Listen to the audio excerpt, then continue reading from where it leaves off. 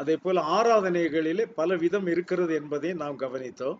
ಅದೇ ರೀತಿ ಆರಾಧನೆಯಲ್ಲಿ ಹಲವು ಬಗೆಗಳು ಇದೆ ಎಂದು ನಾವು ಧ್ಯಾನ ಮಾಡಿದ್ದೇವೆ. யாருக்காவது ஞாபகம் இருக்கிறதா? வீணான ஆராதனை, அறியாமல் ஆராதிக்கிற ஒரு ஆராதனை. இன்னொரு வசனம் நான் எடுக்கல நினைக்கிறேன். யோவான் 4ஆம் அதிகாரத்துல எடுத்தனா இல்லைன்னு தெரியல. யாகுஷுவா என்ன சொன்னா, நாங்கள் அறிந்திருக்கிறதை தொழுது கொள்ளுகிறோம், நீங்கள் அறியாததை தொழுது கொள்ளுகிறீர்கள். அப்போ வீணாய் ஆராதிக்கிற ஒரு ஆராதனை, அறியாமல் ஆராதிக்கிற ஆராதனை, அறியாததை ஆராதிக்கிற ஒரு ஆராதனை. இப்படி 3 விதமான ஆராதனைகள் நெகட்டிவ் சைடுல இருந்து நாம் பார்த்தோம். அப்ப அவரை ஆவியோடும் உண்மையோடும் ஆராதிக்கிற ஜனங்கள் அந்த நெகட்டிவான ஆராதனைகளை செய்யக்கூடாது. 3 ವಿಧವಾದ ಆರಾಧನೆ ನೋಡಿದೆವು. ಒಂದು ವ್ಯರ್ಥವಾದ ಆರಾಧನೆ, ಒಂದು ತಿಳಿಯದೆ ಆರಾಧನೆ, ಒಂದು ತಿಳಿದು ಆರಾಧನೆ ಮಾಡುವಂಥದ್ದು. அப்ப அந்த 3 விதமான ஆராதனை செய்கிறவர்களும் தாங்கள் உண்மையாக செய்கிறோம் என்று நம்பிதான் அதை செய்கிறார்கள். ಆ 3 ಬಗೆಯ ಆರಾಧನೆ ಮಾಡುವವರು ನಾವು ನಿಜವಾಗ್ಲೂ ಉತ್ತಮವಾಗಿ ಆರಾಧನೆ ಮಾಡುತ್ತೇವೆ ಎಂದು ನಂಬಿ ಅವರು ಆರಾಧನೆ ಮಾಡುತ್ತಾರೆ. சோ அப்படிப்பட்ட ஜனங்களிடத்துல ஒரு இடத்துல யாகுஷுவா போய் சொல்லுகிறார். அந்த ಜನಗಳ ಬಳಿಯಲ್ಲಿ ಯಾಕೋಷುವ ಹೋಗಿ ಹೇಳುತ್ತಿದ್ದಾರೆ. 2 இடங்களிலே யாகுஷுவா டைரக்டாக பேசுகிறார். 2 ಸ್ಥಳಗಳಲ್ಲಿ ಆತನು ಬಹಿರಂಗವಾಗಿ ಮಾತನಾಡುತ್ತಾರೆ. ஒன்று பரிசேயர்கள் மத்தியிலே பேசுகிறார், ಒಂದು ಪರಿಸೇಯರ ಮಧ್ಯದಲ್ಲಿ ಮಾತನಾಡುತ್ತಾರೆ. இன்னொரு இடத்துல அந்த சமாரிய ஸ்திரீயின் இடத்தில் பேசுகிறார். ಮತ್ತೊಂದು ಸ್ಥಳದಲ್ಲಿ ಸಮಾರಿಯ ಸ್ತ್ರೀಯ ಬಳಿಯಲ್ಲಿ ಮಾತನಾಡುತ್ತಾರೆ. அங்கே அத்தேனே பட்டணம் என்கிற ஏத்தன்ஸ் சிட்டியில வந்துட்டு அங்கே சவுல் அப்போஸ்தலன் போய் ஜனங்களோடு பேசுகிறார். ಅಲ್ಲಿ ಅಥೇನೆಯ ಪಟ್ಟಣದಲ್ಲಿ ಅಪೊಸ್ತಲನಾದ ಸೌಲನು ಹೋಗಿ ಅಲ್ಲಿ ಮಾತನಾಡುತ್ತಿದ್ದಾರೆ. அப்ப இதிலிருந்து நாம் தெரிந்து கொள்வது என்ன? ಇದರಿಂದ ನಾವು ತಿಳಿದುಕೊಳ್ಳುವುದಾದರೂ ಏನು? இன்றைக்கு நம்மை சுற்றிலும் இருக்கிற அநேக ஜனங்கள் கூட இப்படித்தான் ஆராதித்துக் கொண்டிருக்கிறார்கள். ನಮ್ಮ ಸುತ್ತಲಿರುವ ಅನೇಕ ಜನರು ಈ ರೀತಿ ಆರಾಧನೆ ಮಾಡುತ್ತಿರುತ್ತಾರೆ. உண்மையான வாஞ்சையோடு அவர்கள் ஆராதிக்கிறார்கள், ஆனால் அவர்களுடைய ஆராதனை வீணான ஆராதனையா இருக்கிறது. ಅವರು ಖಂಡಿತವಾಗಲೂ ದಾಹದಿಂದಲೂ ಉತ್ಸಾಹದಿಂದಲೂ ಆರಾಧನೆ ಮಾಡುತ್ತಾರೆ, ಅದು ವ್ಯರ್ಥವಾದ ಆರಾಧನೆಯಾಗಿರುತ್ತದೆ. நாம் அப்போஸ்தல நடபடிகள்ல பார்த்தோம், அவர்கள் மிகுந்த தேவ பக்தியோடு ஆராதிக்கிறார்கள் என்று பார்த்தோம். ನಾವು ಅಪೊಸ್ತಲರ ಕೃತ್ಯದಲ್ಲಿ ನೋಡಿದೆವು, ಅವರು ತುಂಬಾ ದೇವರ ಭಯಭಕ್ತಿಯಿಂದ ಆರಾಧನೆ ಮಾಡುತ್ತಿದ್ದಾರೆ ಎಂಬುದಾಗಿ. ஆனால் அறியாமல் ஆராதிக்கிறார்கள் என்று பார்த்தோம். ಆದರೆ ಅವರು ತಿಳಿಯದೆ ಆರಾಧನೆ ಮಾಡುತ್ತಿದ್ದಾರೆ ಎಂಬುದಾಗಿ நீ ನೋಡಿದೆವು. சமாரிய ஸ்திரீயிடத்தில் யாகுஷுவா பேசும் பொழுது ಆ ಸಮಾರಿಯ ಸ್ತ್ರೀಯ ಬಳಿಯಲ್ಲಿ ಯಾಕೋಷು ಮಾತನಾಡುವಾಗ நீங்கள் அறியாததை தொழுது கொள்ளுகிறீர்கள் என்று சொன்னார். ನೀವು ತಿಳಿಯದೆ ಇರುವುದನ್ನು ಆರಾಧನೆ ಮಾಡುತ್ತಿದ್ದೀರಿ ಎಂಬುದಾಗಿ ಹೇಳಿದರು. நாங்கள் எதை தொழுகிறோம், யாரை தொழுகிறோம் என்று நாங்கள் அறிந்திருக்கிறோம் என்று யாகுஷுவா சொன்னார். ನಾವು ಯಾರನ್ನು ಆರಾಧಿಸುತ್ತೇವೆ, ಹೇಗೆ ಆರಾಧನೆ ಮಾಡುತ್ತೇವೆ ತಿಳಿದು ನಾವು ಆರಾಧನೆ ಮಾಡುತ್ತಿದ್ದೇವೆ ಎಂಬುದಾಗಿ ಆತನು ಹೇಳಿದನು. சோ இன்றைக்கும் நம்மை சுற்றிலும் இப்படிப்பட்டதான ஆராதனைகள் நடந்து கொண்டுதான் இருக்கிறது. ಈ ದಿನಗಳಲ್ಲಿ ನಮ್ಮ ಸುತ್ತಲೂ ಈ ರೀತಿ ಆರಾಧನೆಗಳು ನಡೆಯುತ್ತಲೇ ಇವೆ. அத்தனை பேரும் தாங்கள் செய்வதுதான் சரி என்று சொல்லியும் செய்து கொண்டிருக்கிறார்கள். ಅಷ್ಟು ಜನರು ತಾವು ಮಾಡುವುದು ಸರಿ ಎಂಬುದಾಗಿ ಎನಿಸಿಕೊಂಡು ಅವರು ಆ ರೀತಿ ಮಾಡುತ್ತಿದ್ದಾರೆ. இப்படிப்பட்ட ஜனங்களை சத்தியத்திற்கு நேராக கொண்டு வருவது யார்? ಇಂಥ ಜನರನ್ನು ಸತ್ಯದ ಪ್ರಕಾರ ತೆಗೆದುಕೊಂಡು ಬರುವವರು ಯಾರು? நிச்சயமாகவே சரியான ஆராதனை எது என்று தெரிந்திருந்த யாகுஷுவா, ಖಂಡಿತವಾಗಲೂ ಸರಿಯಾದ ಆರಾಧನೆ ಯಾವುದೆಂದು ತಿಳಿದಿರುವಂತಹ ಯಾಕೋಷುವನು, அதே போல சரியான ஆராதனை எது என்று தெரிந்திருந்ததான சவுல், ಅದೇ ರೀತಿ ಸರಿಯಾದ ಆರಾಧನೆ ಯಾವುದೆಂದು ತಿಳಿದುಕೊಂಡಂತಹ ಸೌಲನು, அவர்கள் சும்மா இருக்கவில்லை. ಅವರು ಸುಮ್ಮನೆ ಇರಲಿಲ್ಲ. தவறாக ஆராதிக்கிறவர்களை போய் சந்தித்து நீங்கள் செய்வது தவறு என்று அவர்களுக்கு எடுத்து சொன்னார்கள். ಅವರು ತಪ್ಪಾಗಿ ಆರಾಧನೆ ಮಾಡುವವರನ್ನು ಅವರ ಹತ್ತಿರ ಹೋಗಿ ನೀವು ತಪ್ಪಾಗಿ ಆರಾಧನೆ ಮಾಡುತ್ತಿರುವುದು ಎಂಬುದಾಗಿ ಅವರಿಗೆ ತಿಳಿಯಪಡಿಸಿದರು. அதனால யாரும் அவர்களை நிந்தித்தார்களோ அல்லது தண்டித்தார்களோ என்று நாம் வேதத்தில் பார்க்கவில்லை. ಅದರಿಂದ ಅವರನ್ನು ನಿಂದಿಸಿದಾಗಲಿ ಅವರನ್ನು ದಂಡಿಸಿದಾಗಲಿ ನಾವು ಸತ್ಯವೇದದಲ್ಲಿ ನೋಡಲಿಲ್ಲ. சோ அவர் சொன்னதினால சிலர் யோசிக்க ஆரம்பித்திருக்கிறார்கள். ಅವರು ಹೇಳಿದ ಮೇಲೆ ಕೆಲವರು ಅದರ ಬಗ್ಗೆ ಯೋಚನೆ ಮಾಡಿದ್ದಾರೆ, சத்தியத்தை தேட ஆரம்பித்திருக்கிறார்கள். ಸತ್ಯವನ್ನು ಹುಡುಕಲು ಪ್ರಾರಂಭಿಸಿದ್ದಾರೆ. இன்றைக்கு நாம் போய் மற்றவர்களிடத்தில் இதை சொல்லுவோமானால், ಈ ದಿನಗಳಲ್ಲಿ ನಾವು ಹೋಗಿ ಬೇರೆಯವರ ಬಳಿಯಲ್ಲಿ ಇದನ್ನು ಹೇಳಿದರೆ, அதாவது அவர்களை குற்றப்படுத்தும் வண்ணமாக அல்ல, ಅವರನ್ನು ದೋಷಿಗಳು ಎಂದು ಎಣಿಸುವುದಕ್ಕಾಗ ಅಲ್ಲ, அவர்கள் மேல் அன்பு வைத்து, ಅವರ ಮೇಲೆ ಪ್ರೀತಿಯನ್ನು ಇಟ್ಟು, அவர்கள் மேல் இரக்கம் கொண்டு, ಅವರ ಮೇಲೆ ಕನಿಕರಪಟ್ಟು, அன்போடு கூட அவர்களுக்கு தாழ்மையோடு கூட நாம் வசனத்தை எடுத்து சொல்லும் பொழுது, ಪ್ರೀತಿಯಿಂದಲೂ ವಿನಯತೆಯಿಂದಲೂ ಅವರಿಗೆ ವಾಕ್ಯವನ್ನು ಹೇಳಿದ ಮೇಲೆ அதில் சிலராகிலும் கண்டிப்பாக சிந்திக்க ஆரம்பிப்பார்கள். ಅದರಲ್ಲಿ ಕೆಲವರಾದರೂ ಅದರ ಬಗ್ಗೆ ಯೋಚನೆ ಮಾಡಲು ಪ್ರಾರಂಭಿಸುತ್ತಾರೆ. சிலராகிலும் அதற்கு செவி கொடுப்பார்கள். ಕೆಲವರಾದರೂ ಅದಕ್ಕೆ ಕಿವಿಗೊಟ್ಟು ಆಲಿಸುತ್ತಾರೆ. உங்களுக்குள்ள பிரதிபலன் பரலோகத்திலிருந்து கண்டிப்பாக கிடைக்கும். ನಿಮಗೆ ಸಿಗಬೇಕಾದ ಪ್ರತಿಫಲ ಪರಲೋಕದಿಂದ ಸಿಗುತ್ತದೆ. ஹல்லேலூயா. ஹalleluya. சரி, போன வாரத்தில் நாம் பார்த்த ஆராதனை அப்படிப்பட்டதான ஆராதனை. ಕಳೆದ ವಾರ ನೋಡಿದಂತ ಆರಾಧನೆ ಆ ರೀತಿ ಆರಾಧನೆಯಾಗಿತ್ತು. இந்த வாரத்திலும் சில ஆராதனைகளை குறித்து நாம் பார்க்கலாம். ಈ ದಿನಗಳಲ್ಲಿ ಸ್ವಲ್ಪ ಆರಾಧನೆ ಬಗ್ಗೆ ನೋಡೋಣ. எபிரேயருக்கு எழுதின நிருபம் 12ஆம் அதிகாரம் 26, 27, 28, 29. Hebrew chapter 12 verses 26, 27, 28 and 29. ಇಬ್ರಿಯರ ಪುಸ್ತಕ 12ನೇ ಅಧ್ಯಾಯ 26ರಿಂದ 29 ವಚನಗಳು. ಆತನ ಧ್ವನಿಯು ಆ ಕಾಲದಲ್ಲಿ ಭೂಮಿಯನ್ನು ಕದಲಿಸಿತ್ತು. ಹೀಗಲಾದರೂ ಆತನು ಇನ್ನೊಂದೇ ಸಾರಿ ನಾನು ಭೂಮಿಯನ್ನು ಮಾತ್ರವಲ್ಲದೆ ಪರಲೋಕವನ್ನು ನಡುಗಿಸುವೆನೆಂದು ವಾಗ್ದಾನ ಮಾಡಿದ್ದಾನೆ. ಇನ್ನೊಂದೇ ಸಾರಿ ಎಂಬಿ ಮಾತನ್ನು ಯೋಚಿಸಿದರೆ ಕದಲಿಸಿರುವ ವಸ್ತುಗಳು ನಿರ್ಮಿತವಾದುಗಳಾಗಿರುವುದರಿಂದ ತೆಗೆದಾಗಲ್ಪಡಬೇಕೆಂದು ಸ್ಪಷ್ಟವಾಗುತ್ತದೆ. ಆಗ ಕದಲಿಸದೇ ಇರುವ ವಸ್ತುಗಳು ಸ್ಥಿರವಾಗಿ ನಿಲ್ಲುವವು. ಆದ ಕಾರಣ ಯಾರು ಕದಲಿಸಲಾರದ ರಾಜ್ಯವನ್ನು ಹೊಂದುವವರಾದ ನಾವು ಕೃತಜ್ಞತೆ ಉಳ್ಳವರಾಗಿದ್ದು ಆತನಿಗೆ ಸಮರ್ಪಕವಾದ ಆರಾಧನೆಯನ್ನು ಭಯಭಕ್ತಿಯಿಂದಲೂ ಮಾಡೋಣ. ಯಾಕೆಂದರೆ ನಮ್ಮ ದೇವರು ದಹಿಸುವ ಅಗ್ನಿಯಾಗಿದ್ದಾನೆ. ஆமென். அவருடைய சத்தம் அப்பொழுது பூமியை அசைய பண்ணிட்டு, இன்னும் ஒரு தரம் நான் பூமியை மாத்திரமல்ல வானத்தையும் அசைய பண்ணுவேன் என்று இப்பொழுது வாக்குத்தத்தம் செய்திருக்கிறார்.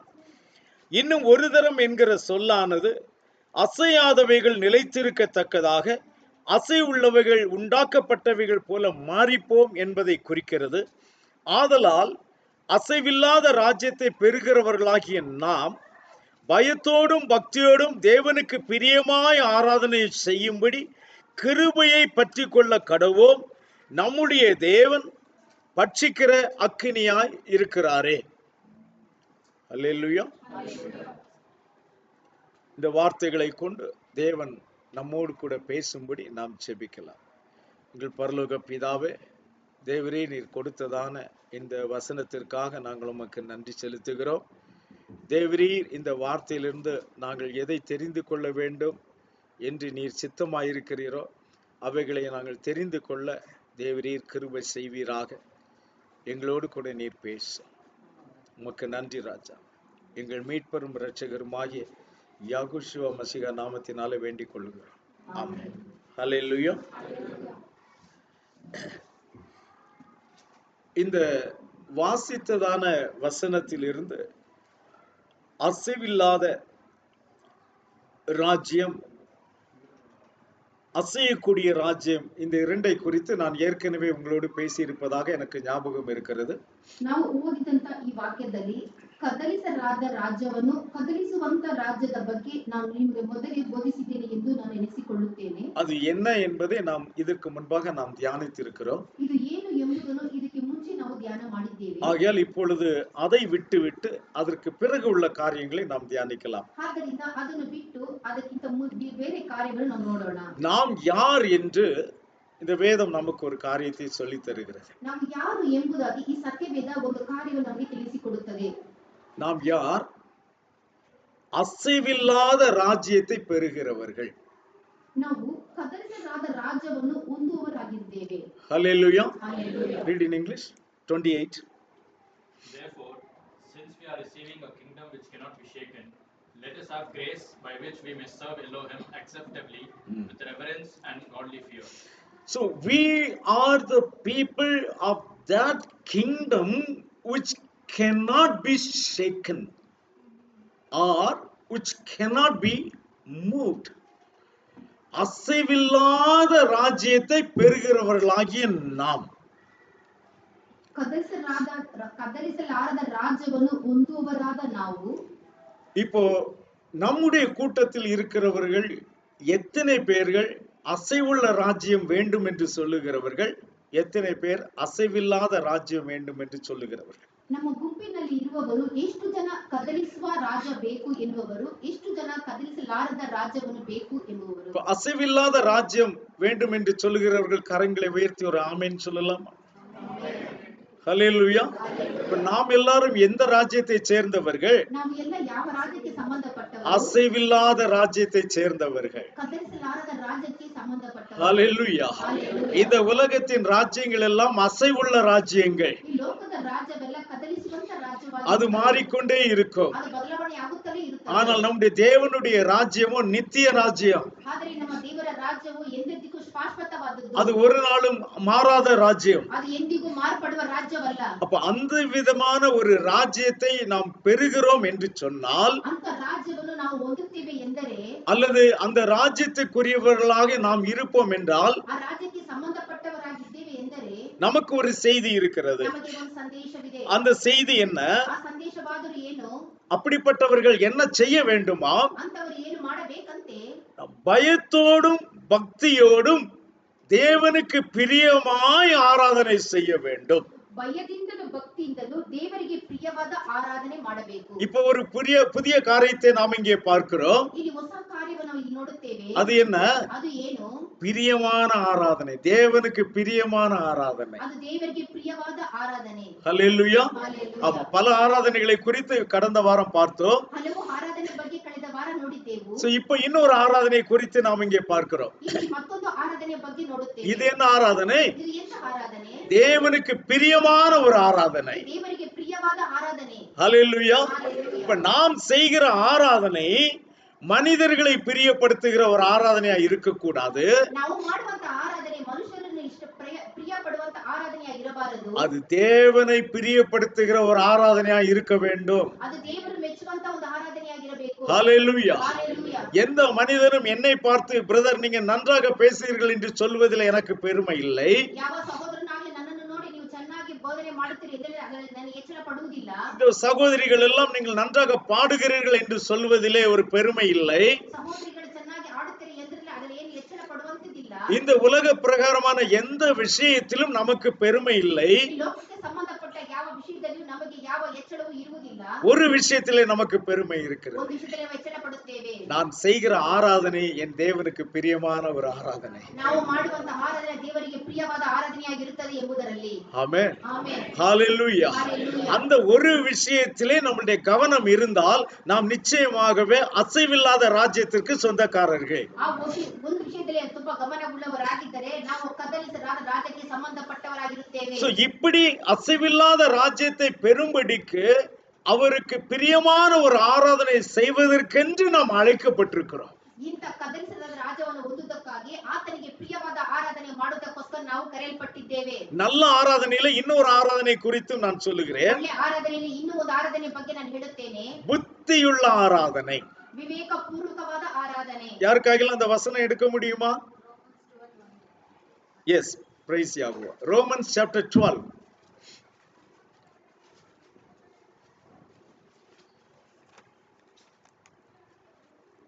verse 1. ರೋಮಾಪುರದ ಪತ್ರಿಕೆ 12ನೇ ಅಧ್ಯಾಯ 1ನೇ ವಚನ. ಆದುದರಿಂದ ಸಹೋದರರೇ, ದೇವರ ಕನಿಕರವನ್ನು ನೆನಪಿಗೆ ತಂದು ನಿಮ್ಮನ್ನು ಬೇಡಿಕೊಳ್ಳುವುದೇನೆಂದರೆ, ನೀವು ನಿಮ್ಮ ನಿಮ್ಮ ದೇಹಗಳನ್ನು ದೇವರಿಗೆ ಮೀಸಲಾಗಿಯೂ ಮೆಚ್ಚುಗೆಯಾಗಿಯೂ ಇರುವ ಸಜೀವ ಯಜ್ಞವಾಗಿ ಸಮರ್ಪಿಸಿರಿ. ஹல்லேலூயா. ಇದೇ ನಿಮ್ಮ ವಿವೇಕ ಪೂರ್ವಕವಾದ ಆರಾಧನೆಯು. ஆமென். விவேகபூர்வமாக ஆராதனை. ஹல்லேலூயா. ಹಲ್ಲೆಲೂಯಾ. புத்தியுள்ள ஆராதனை. ವಿವೇಕ ಪೂರ್ವಕವಾದ ಆರಾಧನೆ. அப்போ புத்தியுள்ள ஆராதனை என்று இருக்கும் பொழுதே நமக்கு தெரிய வேண்டும் புத்தி இல்லாத ஆராதனையும் இருக்கிறது. ವಿವೇಕ ಪೂರ್ವಕದ ಆರಾಧನೆ ಎಂದು ಹೇಳಿದರೆ ವಿವೇಕವಿಲ್ಲದ ಆರಾಧನೆಯೂ ಒಂದು ಇದೆ ಎಂದು ನಮಗೆ தேவனுக்கு ತಿಳಿಸಬೇಕು. பிரியமான ஆராதனை என்று சொல்லும் பொழுது ದೇವರಿಗೆ ಪ್ರಿಯವಾದ ಆರಾಧನೆ ಎಂದು ಹೇಳುವಾಗ தேவனுக்கு பிரியமில்லாத ஆராதனையும் இருக்கிறது. ದೇವರಿಗೆ ಪ್ರಿಯವಲ್ಲದ ಆರಾಧನೆಯೂ ಇದೆ. அப்ப தேவனுக்கு பிரியமில்லாத ஆராதனை குறித்து தான் கடந்த வாரம் நாம் தியானித்தோம். ದೇವರಿಗೆ ಪ್ರಿಯವಿಲ್ಲದ ಆರಾಧನೆಯನ್ನು ಕಳೆದ ವಾರ ನೋಡಿದ್ದೇವೆ. ஆனால் இந்த வாரம் நாம் தேவனுக்கு பிரியமுள்ள ஆராதனை குறித்து நாம் தியானிக்க போகிறோம். ಏಕೆಂದರೆ ದೇವರಿಗೆ ಪ್ರಿಯವಾದ ಆರಾಧನೆ ಬಗ್ಗೆ ನಾವು ನೋಡುತ್ತೇವೆ. தேவனுக்கு பிரியமான ஒரு ஆராதனை செய்வதற்கு ஒரு காரியம் நமக்கு தேவைப்படுகிறது. ದೇವರಿಗೆ ಪ್ರಿಯವಾದ ಆರಾಧನೆ ಮಾಡೋದಕ್ಕೆ ಒಂದು ಕಾರ್ಯ ನಮಗೆ ಬೇಕಾಗಿದೆ. என்ன வேண்டும் என்று தெரியுமா? ಏನು ಬೇಕೆಂಬುದು அப்படி ಗೊತ್ತಿದೆಯಾ? பிரியமான ஆராதனை, தேவனுக்கு பிரியமான ஒரு ஆராதனை செய்வதற்கு நமக்கு கிருபை வேண்டும். ದೇವರಿಗೆ ಪ್ರಿಯವಾದ ಆರಾಧನೆ ಮಾಡುವುದಕ್ಕೆ ನಮಗೆ ದೇವರ ಕೃಪೆ ಬೇಕಾಗಿದೆ. இந்த வசனத்தில் அது இருக்கிறது. ಈ ವಾಕ್ಯದಲ್ಲಿ ಅದಿದೆ. ஆமா. நாம் பயத்தோடும் பக்தியோடும் தேவனுக்கு பிரியமாய் ஆராதனை செய்யும்படி கிருபையை பற்றி கொள்ள கடவோம். அல்லேலூயா. ஹalleluya. கிருபை நமக்கு என்ன செய்யணும்? வேண்டும். ಕೃಪೆಯನ್ನು ನಾವು ಹಿಡಿದುಕೊಳ್ಳಬೇಕು.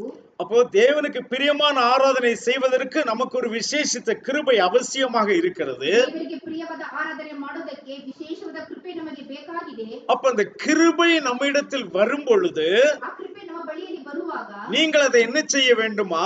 ನೀವು ಅದನ್ನ ಏನು ಮಾಡಬೇಕಂತೆ? அதை பற்றி பிடித்துக் கொள்ள வேண்டும். ಅದನ್ನ ನಾವು ಹಿಡಿದುಕೊಳ್ಳಬೇಕು. பற்றி பிடித்துக் கொள்வது என்றால் என்ன? ಅದನ್ನು ಹಿಡಿದುಕೊಳ್ಳುವುದೆಂದರೆ ಏನು? அது நம்மை விட்டு போகும்படி ஒரு நாளும் விட்டுவிடக் கூடாது. ಅದು ನಮ್ಮನ್ನು ಬಿಟ್ಟು ಹಗಲಿ ಹೋಗದಂತೆ ನಾವು ಎಂದಿಗೂ ಅದನ್ನು ಬಿಡಬಾರದು. அதை இறுக பற்றி கொள்ள வேண்டும். ಅದು ನಾವು ಗಟ್ಟಿಯಾಗಿ ಹಿಡಿದುಕೊಳ್ಳಬೇಕು. ஏனென்றால் இந்த கிருபைதான் தகுதியற்ற நம்மை தகுதி உள்ளவர்களாக மாற்றுகிறது. ಏಕೆಂದರೆ ಈ ಕೃಪೆ ಅರ್ಹತೆ ಇಲ್ಲದವ ನಮ್ಮನ್ನು ಅರ್ಹತೆ ಉಳ್ಳವರಾಗಿ ಮಾಡಿದೆ. நாம் இன்றைக்கு ஆராதனை செய்வதனால தேவனுக்கு ஒரு லாபமும் இல்லை. ನಾವು ಇದರಲ್ಲಿ ಆರಾಧನೆ ಮಾಡೋದ್ರಿಂದ ದೇವರಿಗೆ ಯಾವ ಲಾಭವೂ ಇಲ್ಲ. தெரியுமா? நமக்கு எல்லாருக்கும் தெரியுமா?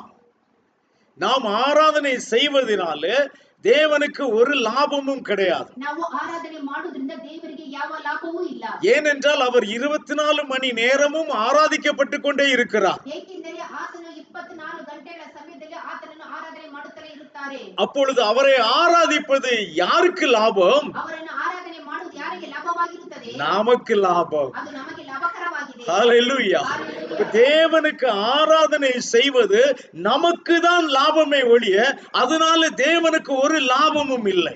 ದೇವರನ್ನು ಆರಾಧನೆ ಮಾಡುವುದರಿಂದ ನಮಗೆ ಲಾಭವೇ ವಿನಃ ದೇವರಿಗೆ ಯಾವ ಲಾಭವೂ ಇಲ್ಲ. அப்ப நமக்கு லாபமாக கூடிய ஒரு காரியத்தை நாம் பெற்றுக்கொள்வதற்கு கூட அவர் கிருபை அளிக்கிறார். ನಮಗೆ ಲಾಭವಾಗಿರುವುದನ್ನು ಹಿಡಿದುಕೊಳ್ಳುವುದಕ್ಕೂ ಆತನ ಕೃಪೆಯನ್ನು ನಮಗೆ ಅನುಗ್ರಹಿಸುತ್ತಾನೆ. அவருடைய கிருபை இல்லாமல் நாம் அவருடைய சமூகத்தில் வர முடியாது. ಆತನ ಕೃಪೆ ಇಲ್ಲದೆ ನಾವು ಆತನ ಸಮ್ಮುಖಕ್ಕೆ ಬರಲು ಸಾಧ್ಯವಿಲ್ಲ. இதை அநேக முறை நாம் தியானித்திருக்கிறோம். ಅನೇಕ ಸಲ ನಾವು ಇದರ ಬಗ್ಗೆ ಧ್ಯಾನ ಮಾಡಿದ್ದೇವೆ. அதுல ஒரு வசனத்தை நாம் பார்க்கலாம். ಅದರಲ್ಲಿ ಒಂದು ವಾಕ್ಯವನ್ನು ನೋಡೋಣ. சங்கீதம் 5 வசனம் 7. Psalm 5 verse 7.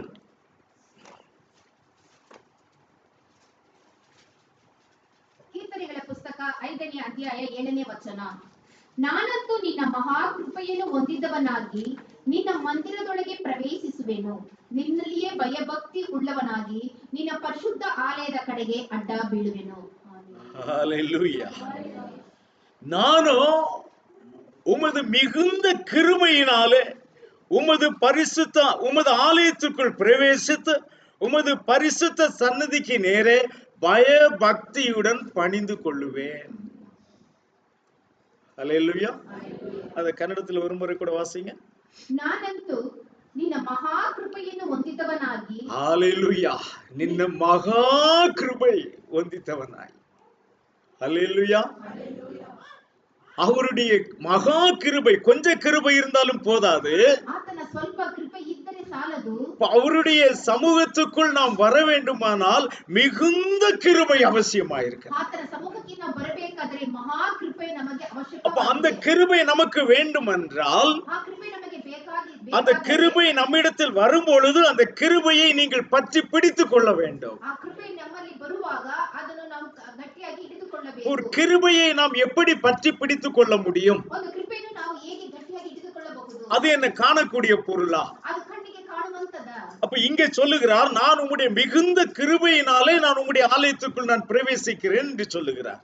ಇಲ್ಲಿ ಹೇಳುತ್ತಾನೆ, ನಾನಂತೂ ನಿನ್ನ ಮಹಾಕೃಪೆಯಿಂದ ನಿನ್ನ ಮಂದಿರದೊಳಗೆ ಪ್ರವೇಶಿಸುತ್ತೇನೆ. அப்ப அந்த கிருபையினுடைய அர்த்தம் என்னவென்று நான் ஏற்கனவே உங்களுக்கு சொன்னேன். ಆ ಕೃಪೆಯ ಅರ್ಥ ಏನೆಂಬುದು ನಾನು ಮೊದಲೇ ನಿಮಗೆ ಹೇಳಿದ್ದೇನೆ. தகுதியற்றவர்களுக்கு காண்பிக்கக்கூடிய தயவு.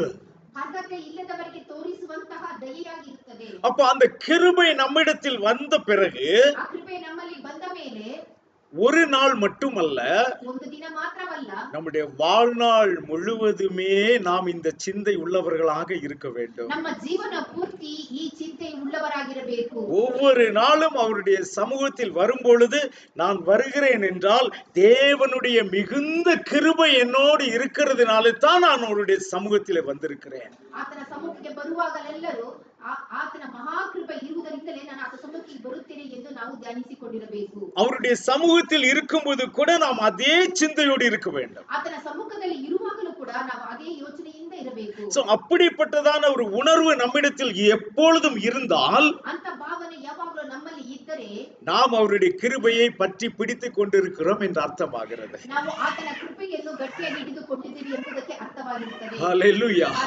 நம்முடைய மேன்மையை காட்டக்கூடிய இடம் இது அல்ல. ನಮ್ಮ ಹೆಮ್ಮೆಯನ್ನು ತೋರಿಸುವುದಕ್ಕೆ ಇಲ್ಲಿ ಈ ಸ್ಥಳವಲ್ಲ. ஹalleluya. அல்லாமலும் நம்முடைய மேன்மையாக எப்பொழுதுமே மஷிகா தான் இருக்கிறார். ನಮಗೆ ಎಲ್ಲದರಲ್ಲೂ ಹೆಚ್ಚಾಗಿ ನಮಗೆ ಮೆಸ್ಸಿಯನೇ ಆಗಿ ಇದ್ದಾನೆ. நமக்கு வேற எந்த மகிமையும் கிடையாது. ನಮಗೆ ಯಾವ ಮಹಿಮೆಯೂ ಇಲ್ಲ. அப்போ நாம் மகிமைப்பட வேண்டும் என்றால் ನಾವು ಮಹಿಮೆ ಹೊಂದಬೇಕಾದರೆ அவர் நம்மை மகிமைப்படுத்த வேண்டும். ಆತನೇ ನಮ್ಮನ್ನು ಮಹಿಮೆ ಪಡಿಸಬೇಕು. ஹalleluya. சோ இந்த சங்கீதத்தில் நாம் பார்த்தோம் அவருடைய மிகுந்த கிருபையினால ஏராளமான கிருபையினால இங்கிலீஷ்ல இது எப்படி வருகிறது? multitude of mercy. ஹalleluya. அது தமிழ் கன்னடத்துல வந்து அது கிருபைன்னு போட்டிருக்கிறது. சொல்லுங்க. தமிழ் கன்னடದಲ್ಲಿ ಅದು ಕೃಪೆ ಎಂಬುದಾಗಿ ಹಾಕಲ್ಪಟ್ಟಿದೆ. ஆனா இங்கிலீஷ்ல நம்ம வாசித்தோம்னா அது வந்து இரக்கம் என்று சொல்லுகிறது, mercy. ಆದರೆ ಆಂಗ್ಲ ಭಾಷೆಯಲ್ಲಿ ಓದಿದಾಗ ಅದನ್ನು ಕನಿಕರ ಎಂಬುದಾಗಿ ಹಾಕಲ್ಪಟ್ಟಿದೆ. ஹalleluya. ஏன்னா கிரேஸ்க்கு கிருபை என்ற அர்த்தம். ದಯೆಗೆ ಕೃಪೆ ಎಂಬುದಾಗಿ ಕೃಪೆ ಎಂಬುದಾಗಿ ಅರ್ಥ. ஆனால் mercy என்பதற்கு இரக்கம் என்ற அர்த்தம். ಆದರೆ ಮರ್ಸಿಗೆ ಕರುಣೆ ಎಂಬುದು ಅರ್ಥ. அப்போ மிகுந்த கிருபையும் அல்ல மிகுந்த இரக்கத்தினாலே தேவன் நம்மை அவருடைய சமூகத்திற்குள் அழைத்து கொண்டு வருகிறார். ಆತನು ಮಹಾ ಕನಿಕರದಿಂದ ಆತನ ಸಮ್ಮುಖಕ್ಕೆ ನಮ್ಮನ್ನು ಕರೆದುಕೊಂಡು ಬಂದಿದ್ದಾನೆ. ஆகவே யாருமே நான் இன்றைக்கு ஆலயத்துக்கு போக வேண்டும், போகலன்னா தேவன் கோபிச்சுக்குவார் அப்படின்லாம் நினைத்து கொண்டு தேவனுடைய சமூகத்திற்கு வர வேண்டிய அவசியம் இல்லை. ನಾನು ಆಲಯಕ್ಕೆ ಹೋಗದಿದ್ದರೆ ದೇವರು ಕೋಪಿಸಿಕೊಳ್ಳುತ್ತಾನೆ ಎಂಬ ಯೋಚನೆಯಿಂದ ಆತನ ಸಮ್ಮುಖಕ್ಕೆ ಬರುವ ಅವಶ್ಯಕತೆ ಇಲ್ಲ. இல்லனா பாஸ்டர் கேட்பாரு அதுக்காக நான் வரணும், ಇಲ್ಲದಿದ್ದರೆ ಸೇವಕರು ಕೇಳುತ್ತಾರೆ ಅದಕ್ಕೋಸ್ಕರ ನಾನು ಬರುತ್ತೇನೆ, அல்லது நம்ம சகோதர சகோதரிகள் கேட்பார்கள் அதற்காக நான் வர வேண்டும். ಅಲ್ಲದೆ ಸಹೋದರ ಸಹೋದರಿಯರು ಕೇಳುತ್ತಾರೆ ಅದಕ್ಕೋಸ್ಕರ ನಾನು ಬರಬೇಕು. இல்லை அருமை சகோதரனே சகோதரியே, ಅಲ್ಲ ಪ್ರೀತಿಯ ದೇವರ ಮಕ್ಕಳೇ, இது தேவனுடைய மிகுந்த இரக்கம் இருந்தால் மட்டும்தான் அவருடைய சமூகத்திற்குள் நீங்கள் வர முடியும். ದೇವರ ಮಹಾ ಕನಿಕರ ಇದ್ದರೆ ಮಾತ್ರ ಆತನ ಸಮ್ಮುಖಕ್ಕೆ ಬರಲು ಸಾಧ್ಯ. இன்னொரு இடத்திலே எப்படி சொல்லுகிறார் என்று பார்க்கலாம். சங்கீதம் 65 வசனம் 4, Psalm 65 verse 4.